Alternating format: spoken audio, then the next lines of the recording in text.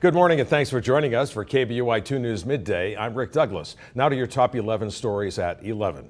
Later today, we'll learn what action the governor decided to take on a Senate bill that would repeal historical horse racing in Idaho.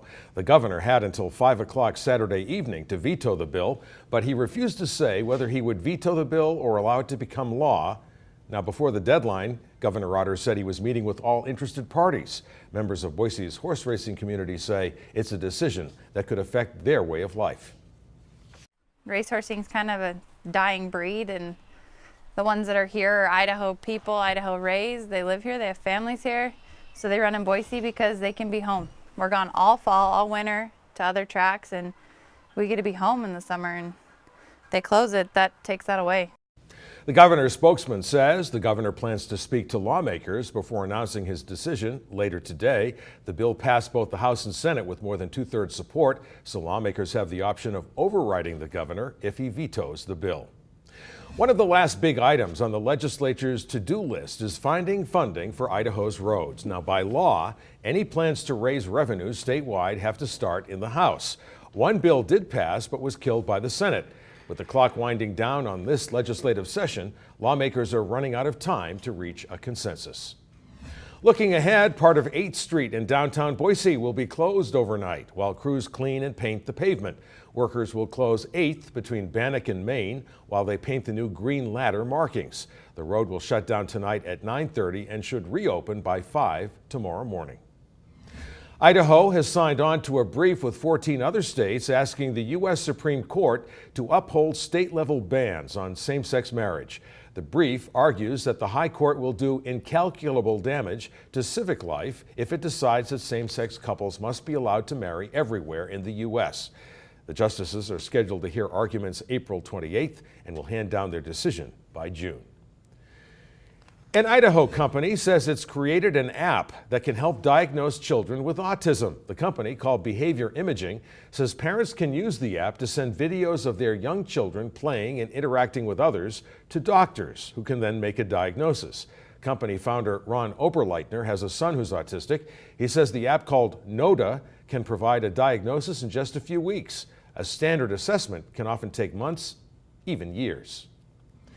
The Harmon-Killebrew Miracle Field has reached its funding goal and construction is nearly complete. The organization behind the project in Payette collected more than $188,000 for the special needs accessible baseball diamond. Those donations covered all facets of the project, including the specialized rubber turf playing surface. Miracle League volunteers will host the grand opening of the field, and players will throw out the first pitch next Thursday, April 16th.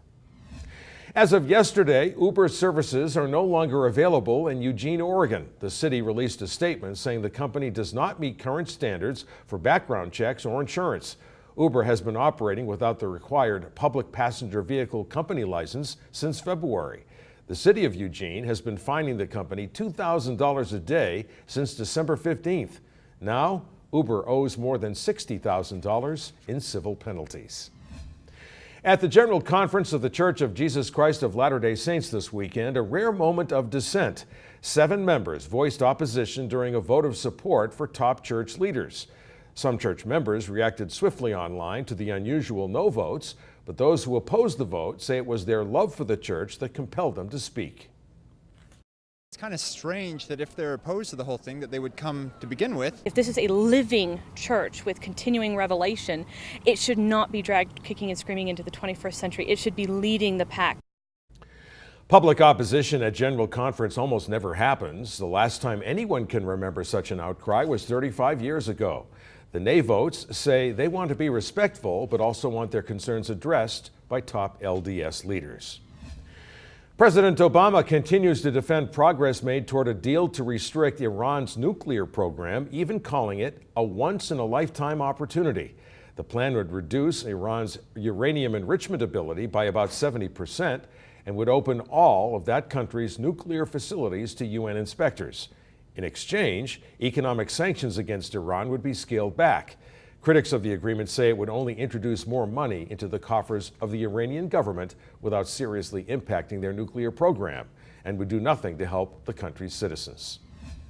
Florida authorities say an overloaded SUV carrying 12 relatives crashed over the weekend, claiming 3 lives. The Florida Highway Patrol says a blown tire caused the Ford Expedition to overturn on Central Florida's Atlantic coast. Troopers say only half the occupants were wearing seatbelts. In San Francisco, a gruesome discovery inside a hoarded-out home. A mummified body that's apparently been there for years. The body was found Saturday in the middle of the mess inside. Police believe the body is that of a 90-year-old woman who owned the house. Neighbors say they haven't seen the woman, Anna Reagan, for at least 7 or 8 years. But they often see her daughter, 65-year-old Carolyn Reagan, walking a dog. Police say a tax consultant called them after the daughter tried to get tax advice and revealed the secret about the body.